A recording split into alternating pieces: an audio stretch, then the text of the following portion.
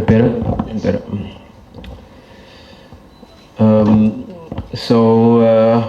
Our approach in this game to turn over the result and qualify. We know we need 2 goals to get to penalties. We need 3 goals to qualify. Very important is in this match is to keep a clean sheet, because if they do score 1, we need to score 4. We know their coach, in terms of their approach in the home match, 6 shots against us, 2 on target. The 2 shots on target they scored. I'm sure if you say we had that stats and not 18 shots and 7 on target, that was our stats for an away team, but they got the 2-0. We are definitely not going with the approach of getting 2 shots on target and scoring 2. We will have the approach of trying to create as many as possible, and of course we have to be very wary with the counter-attack threat, because they've got good quality players like Salah Mohsin, they've got El Rouge, that is Ben Yusuf, they've got Dirmoum that is playing in behind, they've got Ahmed Ali, okay, he's not travelling, they've got Makhlouf in the midfield. So very players that are good on the transition, and we know in the last 89th minute that we conceded from a transition. So we have to be very wary in terms of our rest defense, in terms of when we are trying to put pressure on them, when we are trying to create chances to score, that we don't lose concentration and concede a goal on the counter-attack. So our approach is very clear. We need 3 goals to qualify, but we have worked the whole week to say let us try to score 4, because we know 1 goal conceded will require us to do so. Questions to Coach Fadlu? Yes. Please pass the mic.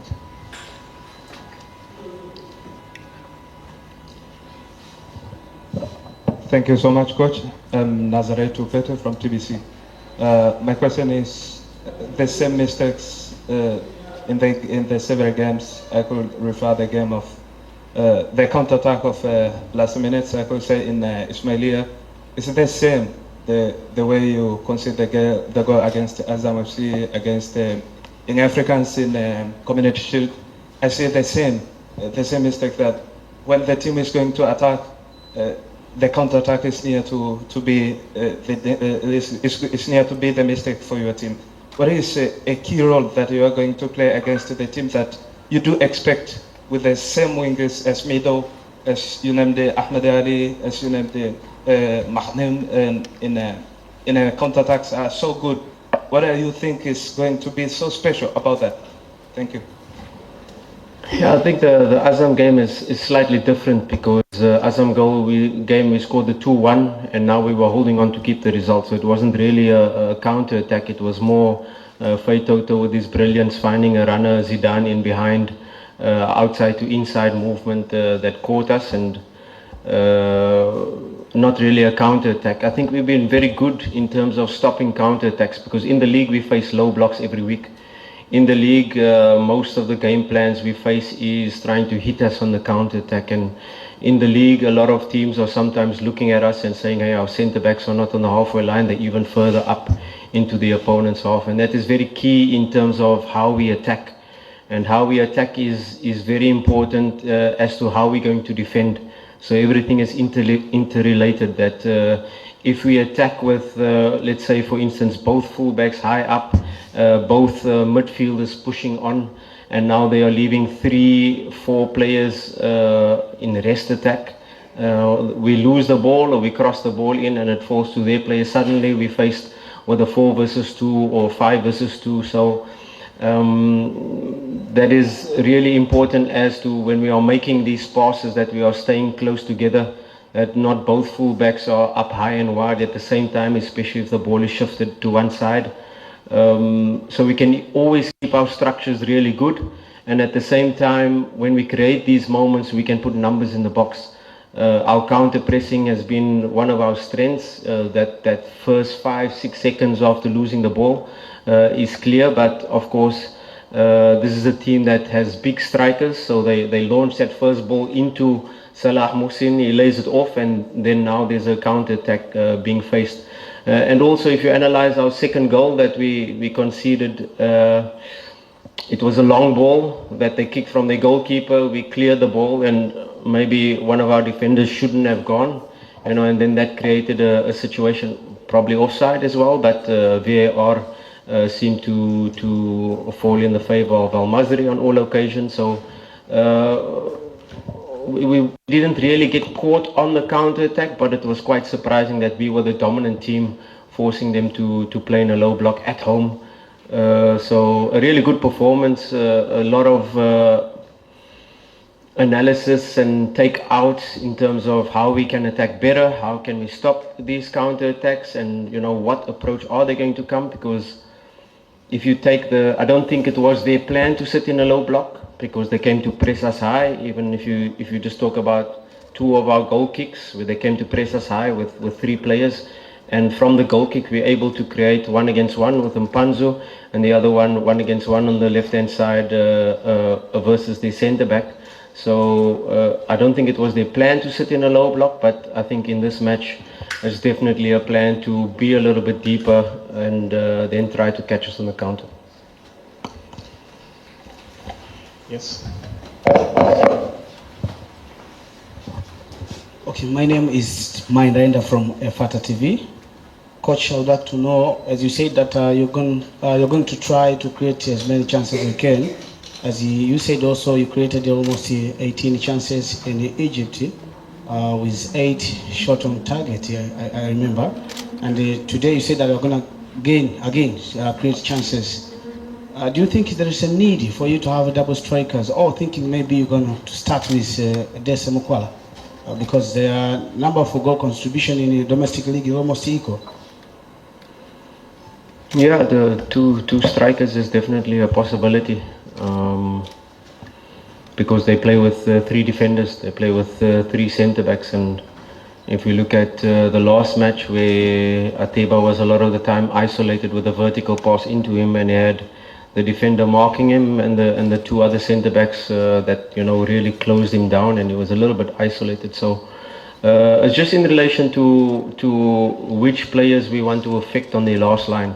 If you want to play 2 strikers, maybe they then have a sweeper in behind. If you want to play another 2 players closer to the centre backs, or you then forcing one of the centre backs to jump, and then you create the space behind. So 2 strikers is definitely an option, because we saw it in the last match where Ateba was a little bit isolated, and maybe to start with 2 strikers, there is a possibility. To start with Mokwala and Ateba is a possibility. Mashaka is there as well. So I'm not going to tell you now what I'm going to do, but all of these questions, of course, we've been working on. All of these things in relation to, okay, we want to score early. Of course, that is the target. If you don't score early, if it comes to half-time and it's 0-0, or if you go behind, what are the mechanisms we're going to use, and what are the plans? The scenarios already have been trained, have been spoken about, have been worked on. So it's a game that all our players are clear in relation to what is required, and football is not just turning on a light, let's score 2 goals in the first half. I'd love to, and we hope we do, and to score even more in the first half, but there are always those scenarios that what if, are we going to put 3 strikers, are we going to put 4 strikers, are we leaving ourselves vulnerable? How are we going to create chances, in which areas are we targeting? So a lot of detail that has gone in, and a lot of scenario talking and creation, what we've been preparing the players for, because the referee has a big job tomorrow. Number 1, the referee's job is to make sure that at least the ball in play can be 60 minutes, which is normal on average for a team playing a football match. And of course, Al-Masry, we will be on the ascendancy, we'll create a chance, the second chance, and the goalkeeper will go down. And how long does the referee allow the goalkeeper to go down? How much time does he add in relation to that? They want to break the momentum of our attack. So these are the things also we prepare the player. Don't lose your head, don't become frustrated. Stick to the task, focus on the next action. go into your positions and let's attack them again. But like I said, the referee, the fourth official, in relation to adding up this time, maybe there's a VAR call that takes 6 minutes. Is he going to add that time in behind, or will we fall into Al-Masry traps and only have a match playing 40 minutes of football? That is not, I think, in the... I think we need a strong ref to be able to allow us to play the football match in relation to the time that is allocated for it. Pass the mic this side.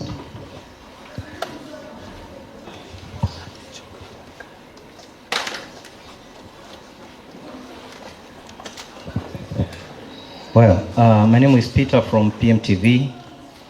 Coach, by referring to the previous game, maybe people who were watching the game expected some early changes in terms of substitutions as far as the game was concerned.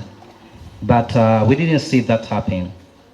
As we approach tomorrow's game, how well have you prepared to be flexible to the early changes if things goes out of hand at the first sight? I think I just addressed that in the last point, where these scenarios are going to be important. You know, have we scored already? Are we leading 1-0? Maybe we need to score another one to get to penalties. We need to score 2 more. Are we then in the second half going with 2 or 3 strikers, or pulling 1 striker off, putting an extra midfielder on? Or in relation to what is going to be needed in the time, what scenario or what actions are happening within the game, what are they doing, what have they planned? Are they playing a 4 defense line with both wingers falling back, making a 6 defense line? And that will inform me and my technical team to be able to act and react accordingly. And sometimes in the last match it looked like we didn't make any changes, but there were a lot of tactical changes within the game. There were a lot of positional swaps. There were a lot of fullbacks coming inside, fullbacks being a little bit deeper within the game. So in the first 10 minutes, for instance, there was already 2 different formations being played in the first 15 minutes where we had to swap it up already. So although you don't see a substitute a lot of the time, there are a lot of structural changes within the game to give us the advantage. You don't create 18 moments and these 18 shots, although off target, 6 on target or 7 on target, but there were even better moments where we could have created big chances, and these are due to the structural changes within the team. And don't be fooled that in this game is going to require a lot of changes, a lot of adaptations within the game, and sometimes that's making a triple sub, and sometimes that's making no sub.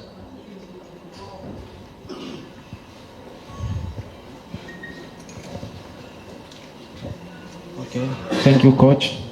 I have 2 questions. Your name and your video. My name is Sereria Ayubu. I come from Mwananchi Communication.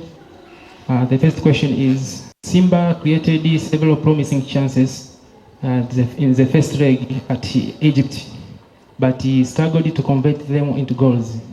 So how do you prepare your team's attacking efficiently ahead of the returning match?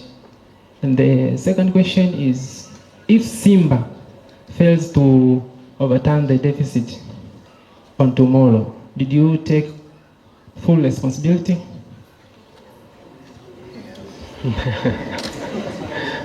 The responsibility is always on my shoulders, and that's for sure. You know, the players, I allow them to do the job, and I take all the pressure on myself, and I'll continue to do that, no matter what the results. I think you don't come to a big club like Simba without knowing that responsibility. In relation to the chances created, like I said, the amount of chances we created in the last game, we need to create more. I can only hope that we create bigger, clearer chances for the players to be able to convert. If you talk about our meetings and our preparation for this week, there was one meeting where we spoke about rest defense, where we spoke about defensive actions where they can hurt us, because it's very important to keep a clean sheet. but there was two very important meetings as to how to create chances, how to put numbers into the correct areas to be able to create more chances. Our players converting, I trust them. I know we try to create the mentality that if you miss the first chance and you're running into the near post, don't stop running into the near post because you're afraid of missing the second chance. No, keep making the run, keep putting yourself into the position. So that is clearly, sometimes it's a positional, a structural positional to create these chances. Sometimes, and these are the finer details we had to work on and speak about and work on the training session, where to position ourselves to be able to create more chances and to get better clear-cut chances. And I trust the players that they are able to then go out, and I know our fans will be behind us from the first minute, because it's going to be a high intensity game, that's for sure.